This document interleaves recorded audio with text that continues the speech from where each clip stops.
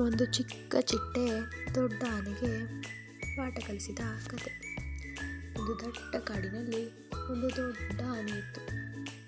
ಆ ಆನೆಗೆ ನಾನೇ ತುಂಬ ದೊಡ್ಡವನು, ಶಕ್ತಿಶಾಲಿ ಅಂತ ತುಂಬ ಗರ್ವ ಇತ್ತು. ಅದು ಪ್ರತಿದಿನ ಕಾಡಿನ ಪ್ರಾಣಿಗಳಿಗೆ ಹೇಳುತ್ತಿತ್ತು, ನನ್ನಷ್ಟು ದೊಡ್ಡವರು ಯಾರೂ ಇಲ್ಲ, ನಾನೇ ರಾಜ. ಒಂದು ದಿನ ಆನೆ ನದಿಯ ಬಳಿ ನೀರು ಕುಡಿಯಲು ಹೋಯಿತು. ಅಲ್ಲಿ ಒಂದು ಚಿಕ್ಕ ಚಿಟ್ಟೆ ಕುಳಿತಿತ್ತು. ಆನೆ ನಕ್ಕು ಹೇಳಿತು, ನೀನು ಇಷ್ಟು ಚಿಕ್ಕದಾಗಿದೆಯಾ, ಇದ್ದು ಏನು ಮಾಡಬಲ್ಲೆ? ಚಿಟ್ಟೆ ಶಾಂತವಾಗಿ ಹೇಳಿತು, ಗಾತ್ರ ನೋಡಿ ಯಾರನ್ನು ಅಳೆಯಬಾರದು. ಆನೆಗೆ ಕೋಪ ಬಂತು. ಅದು ಹೇಳಿತು, ನನ್ನ ಮುಂದೆ ಮಾತನಾಡ್ತೀಯಾ? ಆಗ ಮರುದಿನ ಆನೆ ಕಾಡಿನಲ್ಲಿ ನಡೆದುಕೊಂಡು ಹೋಗುತ್ತಿತ್ತು. ಅಷ್ಟರಲ್ಲಿ ಚಿಟ್ಟೆ ಆನೆಯ ಕಿವಿಯೊಳಗೆ ಹೋಯಿತು. ಆನೆಗೆ ತುಂಬ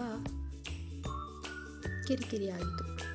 ಅಯ್ಯೋ, ದಯವಿಟ್ಟು ಕಿವಿಯಿಂದ ಹೊರಗಡೆ ಬಾ ಅಂತ ಆನೆ ಹೇಳಿತು. ಆಗ ಚಿಕ್ಕ ಚಿಟ್ಟೆ ಹೇಳಿತು, ನಾನು ಚಿಕ್ಕದಾದರೂ ನನಗೂ ಶಕ್ತಿ ಇದೆ. ಆಗ ಆನೆಗೆ ತನ್ನ ತಪ್ಪು ಗೊತ್ತಾಯಿತು. ಆಗ ಆನೆಯು ಚಿಟ್ಟೆ ಹತ್ತಿರ ಕ್ಷಮೆ ಕೇಳಿತು. ಇನ್ನು ಮುಂದೆ ಯಾರನ್ನು ಚಿಕ್ಕವರು ಅಂತ ಆಸೆ ಮಾಡೋದಿಲ್ಲ ಎಂದಿತು. ಆ ದಿನದಿಂದ ಆನೆ ಎಲ್ಲರಿಗೂ ಗೌರವ ಕೊಡಲು ಶುರು ಮಾಡಿತು. ಇಂತಹ ಇನ್ನಷ್ಟು ಕಥೆಗಳಿಗಾಗಿ ಸಬ್ಸ್ಕ್ರೈಬ್ ಮಾಡಿ ಆ್ಯಂಡ್ ಶೇರ್ ಮಾಡಿ.